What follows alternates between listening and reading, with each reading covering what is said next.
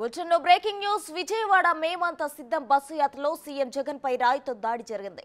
బస్సుపై నుంచి సీఎం జగన్ ప్రజలకు అభివాదం చేస్తున్న సమయంలో అత్యంత వేగంగా కనుబొమ్మకు రాయి తగిలింది. దీంతో జగన్ ఎడమ కనుబొమ్మపై గాయమైంది. జగన్ పక్కనే ఉన్న ఎమ్మెల్యే వెలంపల్లికి కూడా గాయమైంది. వెంటనే సీఎం జగన్ కు బస్సులో వైద్యులు ప్రథమ చికిత్స అందించారు. ప్రథమ చికిత్స తర్వాత మళ్లీ బస్సు యాత్ర కొనసాగిస్తున్నారు సీఎం జగన్. సీఎం జగన్ కు వస్తున్న ప్రజాభిమానాన్ని ఓర్వలేకే టీడీపీ వర్గాలు దాడికి తెగబడ్డాయంటూ వైసీపీ నేతలు ఆరోపిస్తున్నారు.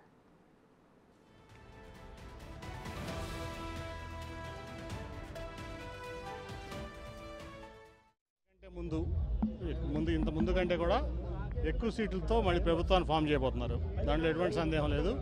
కాబట్టి ఎటువంటి కుట్రలు, ఇటువంటి కుటీల రాజకీయాలు ఇవన్నీ కూడా ఆపితే మంచిదని చెప్పి నేను అందరికీ, ఎవరైతే ప్రతిపక్షాలు ఉన్నారో వాళ్ళందరికీ కూడా నేను మనవి చేస్తాను.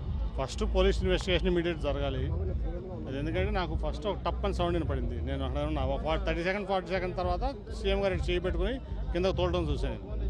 నేను ఇంకా ఏమన్నా ఇదైందనుకుంటే ఈ లోపు దెబ్బ వెళ్ళి పక్కనే వెలంపల్లి గారికి కూడా కంటికి చాలా తీవ్రమైన గాయం అయింది. వాళ్ళ ఇది చాలా తీవ్రమైన పరిణామం, మామూలు పరిణామం అట్లాగే ఉంది కదా. ఇప్పుడు నేను అనుకుంటా ఏంటంటే, ఇప్పుడు వివేకానంద స్కూల్ ఉంది పక్కన, టార్గెటెడ్గా చేయకపోతే అది జరగదు. అది కంపల్సరీ ఏదో కుట్ర ఉంది దీంట్లో. లోకేష్ 600 మందిని హైర్ చేసుకుని ఒక 4 ఏళ్ళ నుంచి ఇదే పనిలో ఉన్నాడు. సోషల్ మీడియాలోనే బతుకుతున్నాడు అతను. కాబట్టి అతను సోషల్ మీడియాలో ఇటువంటి పనులు చేపిస్తాడు, ఎవరి మీద చేపిస్తాను అలవాటు పడిపోయాడు అతను.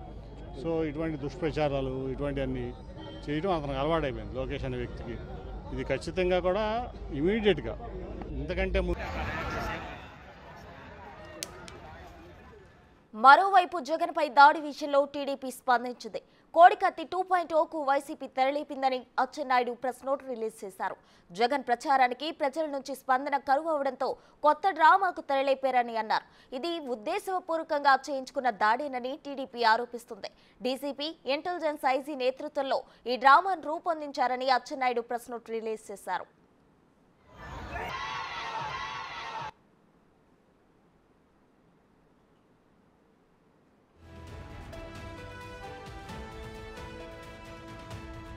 ఇక జగన్ కు చికిత్స చేసిన వైద్యులు ఎడమ కనుబొమ్మపై గాయానికి 2 కుట్లు పడ్డాయని తెలిపారు. గాయం కారణంగా సీఎం జగన్ ను విశ్రాంతి తీసుకోవాలని సూచించారు. దీంతో ఇవాళ జగన్ తన యాత్రకు విరామం ప్రకటించారు. మళ్లీ షెడ్యూల్ పై ఇవాళ సాయంత్రం లోపు రిలీజ్ అయ్యే ఛాన్స్ ఉంది.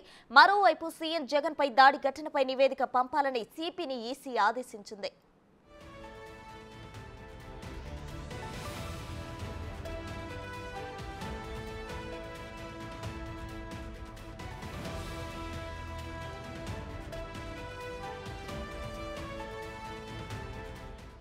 సీఎం జగన్ పై దాడి నేపథ్యంలో అధికారులు అత్యవసర సమీక్ష నిర్వహించారు. దాడి సమయంలో సెక్యూరిటీలో లోపాలు ఉన్నట్లు గుర్తించారు.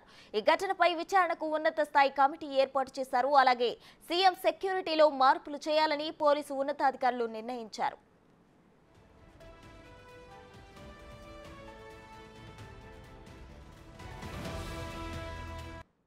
సీఎం జగన్ పై జరిగిన దాడిని టీడీపీ అధినేత చంద్రబాబు తీవ్రంగా ఖండించారు. ఈ దాడి ఘటనపై విచారణ నిష్పక్షపాతంగా జరపాలని ఎన్నికల సంఘాన్ని ఆయన కోరారు.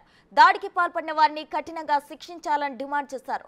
నిర్లక్ష్యంగా వ్యవహరించిన అధికారులపై చర్యలు తీసుకోవాలని చంద్రబాబు ట్వీట్ చేశారు.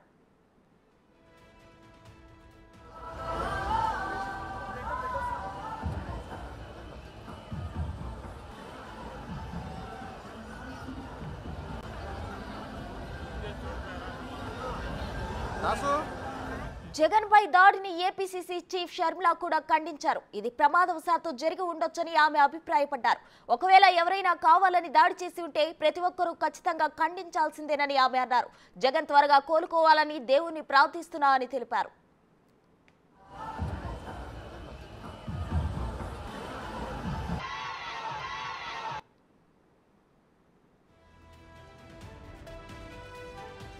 దీంతో పాటు ప్రధాని Modi, CM Stalin, west Bengal CM Mamata Banerjee కూడా జగన్ త్వరగా కోలుకోవాలని ట్వీట్ చేశారు.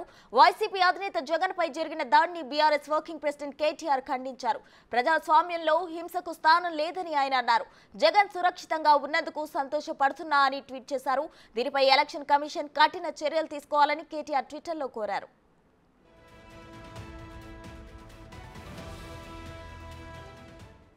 ఓవరాల్ ఇష్యూకు సంబంధించి మరింత సమాచారం మా ప్రతినిధి శివ అందిస్తారు. శివ, చెప్పండి, అటు జగన్ పై జరిగిన దాడిలో వైసీపీ నేతలు టీడీపీని ఆరోపిస్తున్నారు. టీడీపీ నేతలు వచ్చేసి కావాలని వైసీపీ కుట్ర పన్నింది అంటున్నారు. అసలు ఏం జరిగింది? దీని వెనక ఎవరున్నారు? మొత్తంలో చూసుకుంటే కనుక ముఖ్యమంత్రి జగన్మోహన్ రెడ్డి పైన జరిగిన దాడి రాజకీయ దుమారం లేపుతా ఉంది. ఒకరిపై ఒకరు విమర్శలు ప్రతి విమర్శలతో కూడా పొలిటికల్ హీట్ లేపుతున్న పరిస్థితి కనిపిస్తా ఉంది. అయితే టీడీపీ వాళ్లే కొంతమంది అల్లరిముఖలు కావాలని చేశారని వైసీపీ అంటుంది. లేదు, కోడికత్తితో డ్రామాలు ఆడుతున్నారని చెప్పి టీడీపీ తిరిగి వైసీపీ నేతలపై ఆరోపణ చేస్తున్న పరిస్థితి కనిపిస్తా ఉంది. అయితే జగన్ సంబంధించి కూడా పూర్తి స్థాయిలో నిన్న ఆయన దాడి జరిగిన తర్వాత కూడా బస్సు యాత్ర ముగింపు అక్కడి నుంచి కూడా విజయవాడ ప్రభుత్వ వైద్యశాలకు వచ్చారు. ప్రభుత్వ వైద్యశాలలో చికిత్స చేసుకుని తిరిగి మళ్ళీ బస్ స్టేషన్ కేంద్రానికి వెళ్ళిపోయిన పరిస్థితి కనిపిస్తా ఉంది. అయితే రాజకీయ దుమారం అయితే కొనసాగుతా ఉంది. మరొక వైపు దాడికి సంబంధించి కూడా వివిధ పార్టీ నేతలు కూడా పూర్తి స్థాయిలో ఖండించిన పరిస్థితి కనిపిస్తా ఉంది. దాంతో పాటుగా ఏదైతే ముఖ్యమంత్రిపై సెక్యూరిటీ ఉన్న నేపథ్యంలో అక్టోబర్ సెక్యూరిటీ అలాగే భద్రతా సిబ్బంది ఉన్నా కానీ పూర్తి స్థాయిలో సెక్యూరిటీ సిబ్బంది అంటే భద్రతాపరమైన సిబ్బంది నిర్లక్ష్యం మూలంగానే ఈ ఘటన జరిగిందని చెప్పి కూడా ప్రాథమికంగా ఒక అంచనాకు వచ్చారు. దీనికి సంబంధించి కూడా కమిటీ వేసిన పరిస్థితి కూడా కనిపిస్తా ఉంది. కమిటీ వేసి అసలు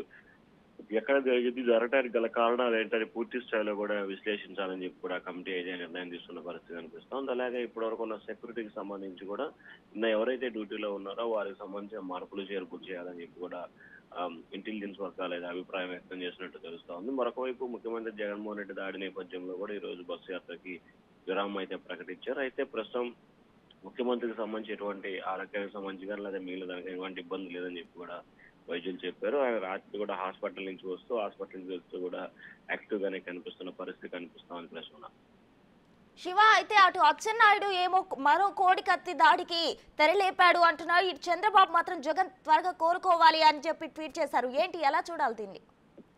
అంటే ప్రధానంగా చూసుకుంటే చంద్రబాబు నాయుడుకి సంబంధించి అచ్చెన్నాయుడుకి సంబంధించి పూర్తి స్థాయిలో కూడా ఏదైతే దాడి జరగటాన్ని కూడా చంద్రబాబు నాయుడు పూర్తి స్థాయిలో ఖండించిన పరిస్థితి కనిపిస్తా ఉంది. వాస్తవానికి దాడి జరిగిన దానికి సంబంధించి అంటే చంద్రబాబు ట్వీట్ చేసిన సమయము అలాగే అచ్చెన్నాయుడు ప్రెస్ మీట్ చేసిన టైం కూడా కొంత గ్యాప్ ఉంది.